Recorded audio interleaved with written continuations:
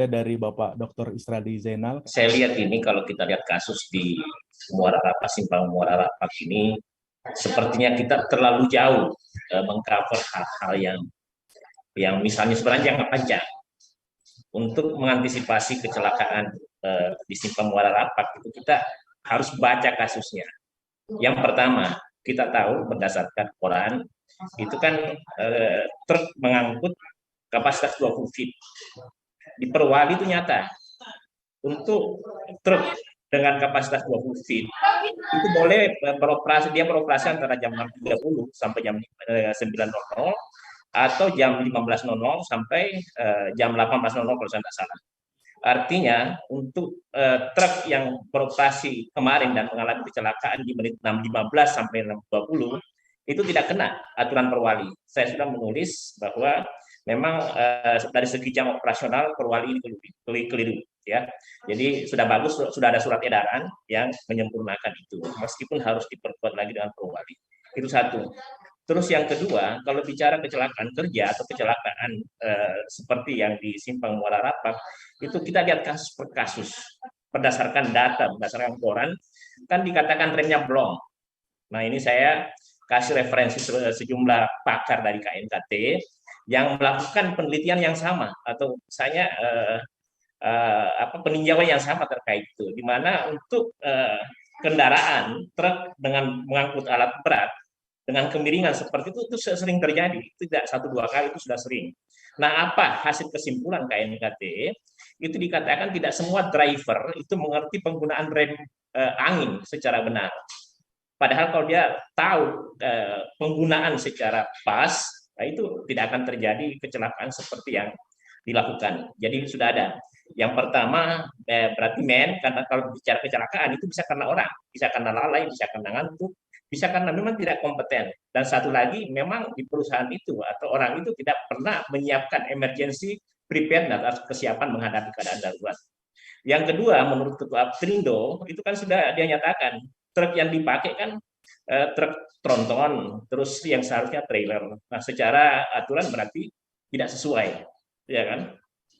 Jadi yang ketiga, kemudian kalau kita bicara Perwali, kan di Perwali nyata sekali bahwa yang melakukan pengawasan dan penertiban adalah Dinas Perhubungan dan Lalu Lintas. Di Dinas Perhubungan kalau bicara misalnya melakukan pengawasan dan penertiban, artinya itu sebelum mobil itu beroperasi itu sudah harus dipastikan itu aman atau dipastikan itu oke. Nah, kalau kita tinjau dari keselamatan kerja Kementerian Nasdem itu ada aturan bahwa mobil-mobil seperti itu harus dipastikan bersertifikat karena dia tergolong pesawat angkut, ya kan? Nah, itu. Nah, yang pasti kejadian yang baru-baru ini ada beberapa saya punya catatan. Yang pertama, men itu terkait dengan sepertinya driver ini tidak pernah dilatih untuk mempersiapkan emergency preparedness atau kesiapan menghadapi keadaan darurat. Yang kedua, berdasarkan yang pernah dilakukan oleh KNKT, sepertinya untuk konteks keteknikan dia kurang menguasai sistem rem angin. Yang ketiga, kalau berdasarkan Aprindo, kalau dia pakai misalnya truk yang tidak untuk peruntukannya, nah ini yang bisa terjadi seperti ini.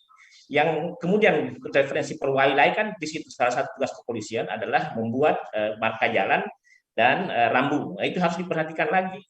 Apakah itu dilakukan atau tidak, ya kan? Kalaupun dilakukan, apa diawasi atau tidak? Nah, ini yang terjadi sebenarnya untuk konteks kita kejadian di Muara Rapak ini sebenarnya kalau dengan kondisi jalan seperti itu setiap saat bisa terjadi kecelakaan. Hanya kita tidak pernah belajar dari kejadian-kejadian sebelumnya. Baik. Nah, itu barangkali yang bisa saya sampaikan. Jadi apa yang mesti dilakukan? Yang pertama, Perwali lama cabut, ganti. Kemudian edaran yang ada di wali kota sekarang itu sudah pas, sudah benar. Terus yang kedua, pastikan itu petugas Dinas Perhubungan dan kepolisian itu melaksanakan tugasnya secara baik. Yang ketiga, perusahaan ini harus memastikan semua pesawat angkut itu harus tersertifikasi, harus punya orang mekanikal untuk memastikan itu aman. Nah, ini harus diperiksa semua.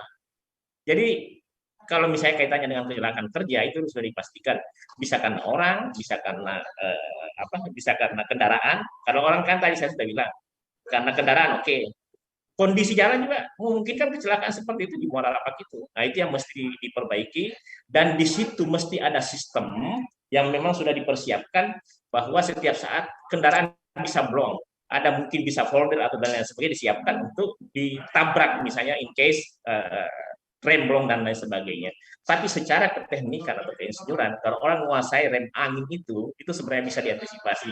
Kemudian kalau mobil yang digunakan itu memang sesuai dengan peruntukannya, itu sudah ada sistem atau sistem safety yang disiapkan.